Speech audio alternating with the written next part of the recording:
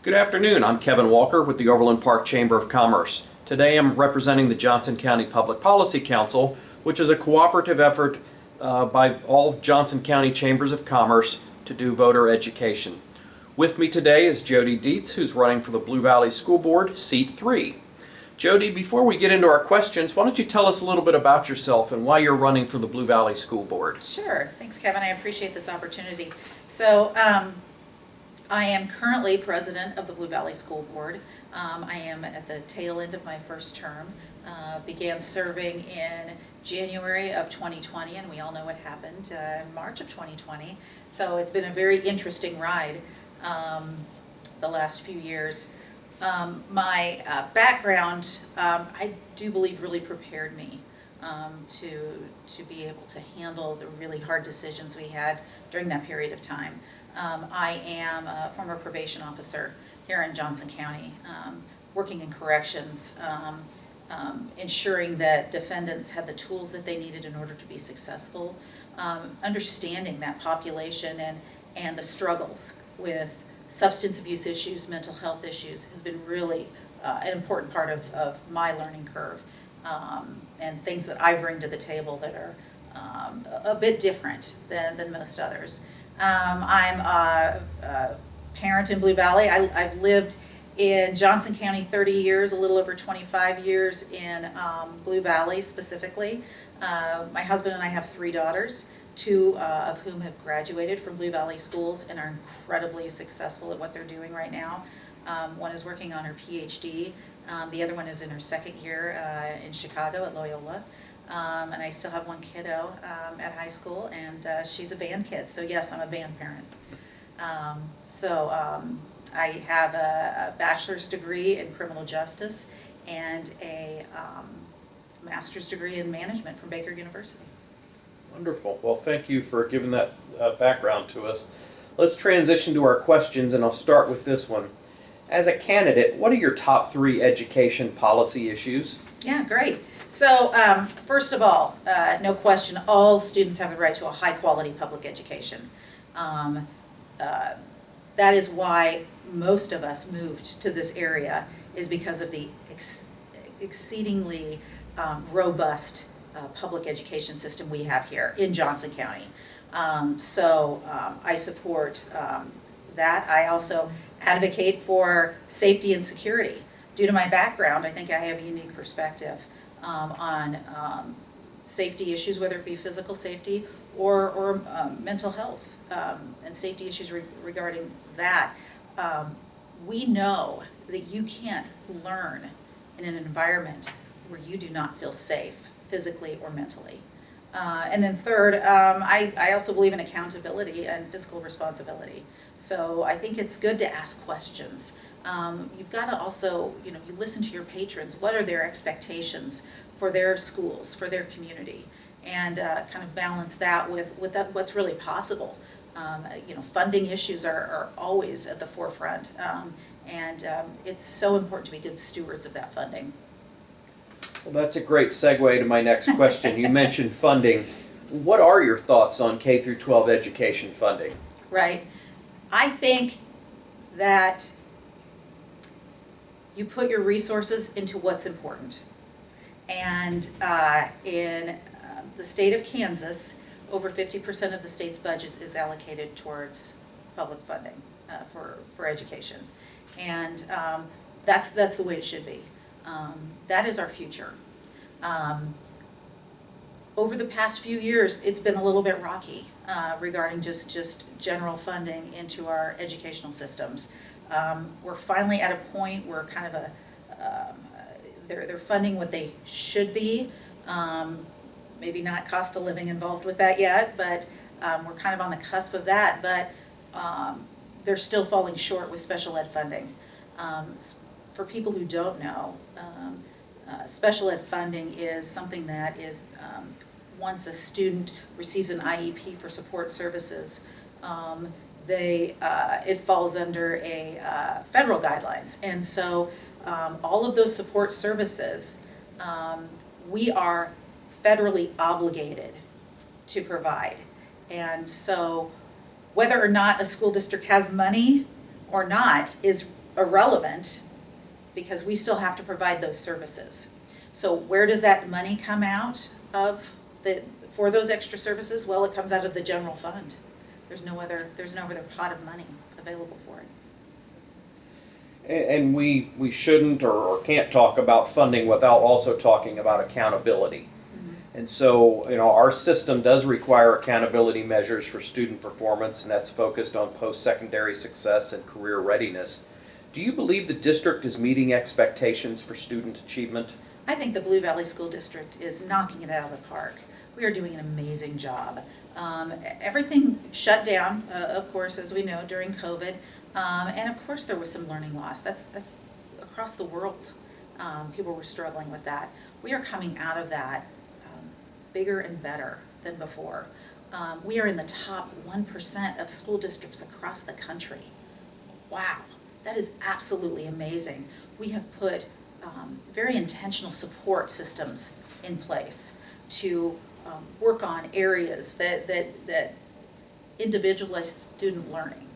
And so we're being very intentional about being a big district, understanding we have between 22,000 and 23,000 kids that we're working with, but trying to personalize learning as much as possible.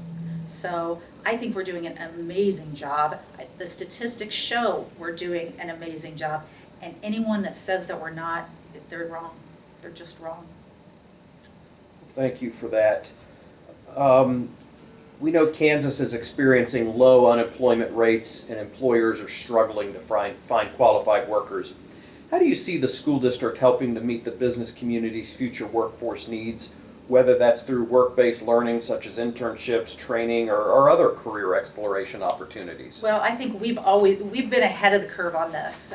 We created the Blue Valley CAPS program a number of years ago, which partnered with local industry in order to do real-world learning for our students. So we would have business professionals come into our CAPS program, work with students, solve real projects. We've been doing that for a long time to allow these students to gain exposure to what it looks like with careers. We also have an amazing partnership with Johnson County Community College in career ready programs. We just kicked off over a year ago. Well, I think we're beginning our third year of this, the fire science partnership with the Overland Park Fire Department. Absolutely amazing programs. We work hand in hand with our business community because we know how important that is.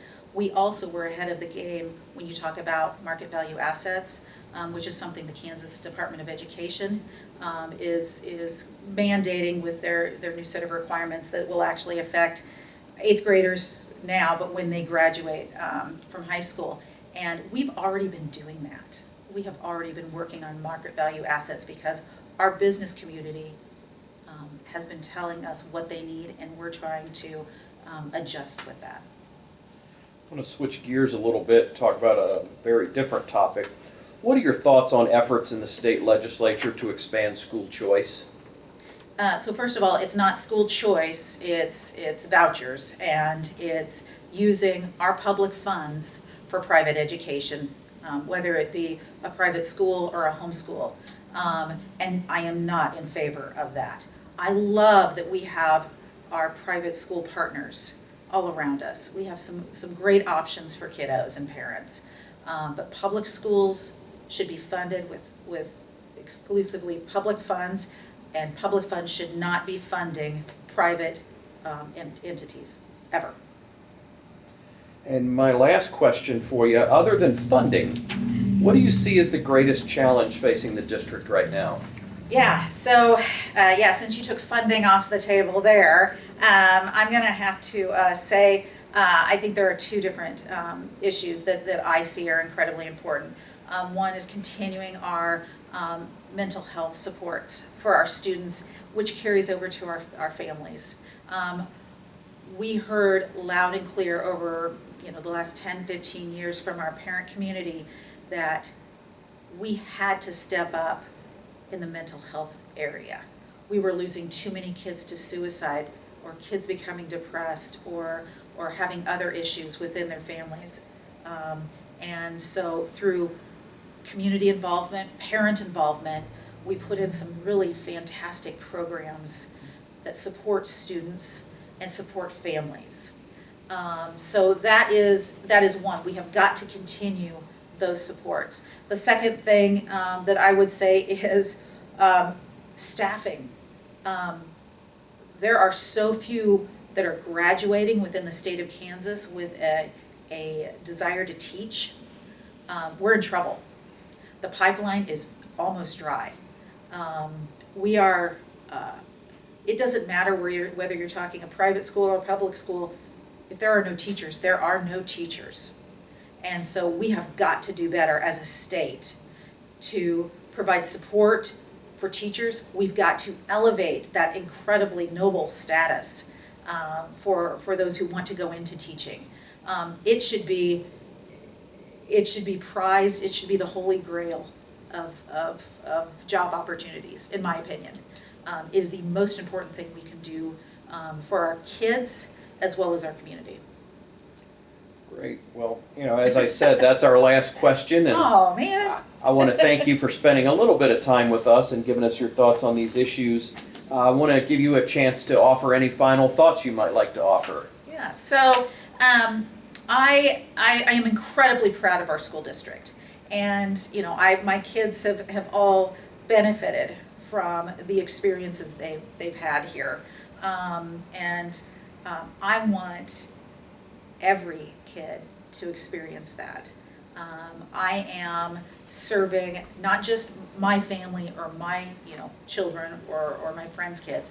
I serve every child in this district. As a school board member, my school board hat is always on.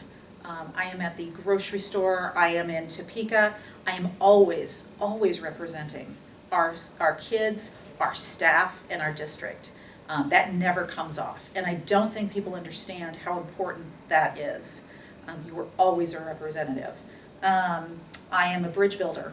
I have a lot of connections. I've been around this community a long time and interested in so many different things. I sit on the Forward OP or Framework OP steering committee, and we're looking at affordable housing and the direction Overland Park plans to take in the future.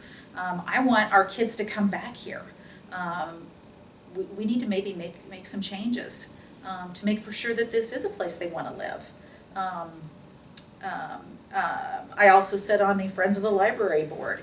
I believe literacy is incredibly important. There is nothing like, bringing your little ones to story time at the library. There's a reason why we all have moved to this community specifically, and it's because of so many different things. It is because of our wonderful library system, our great roads, our fantastic public schools, our parks. It takes a lot of work from a lot of great people over many, many, many years to get where we are today. And we need to continue taking a look. We need to fine tune and adjust for the future needs of our business community, and then we will continue to thrive. Well, again, I want to thank you for spending a little time with me today. Let me remind folks that are watching this video that advance voting in person begins on Saturday, October 28th, and Election Day is coming up on Tuesday, November 7th. Thanks, Kevin.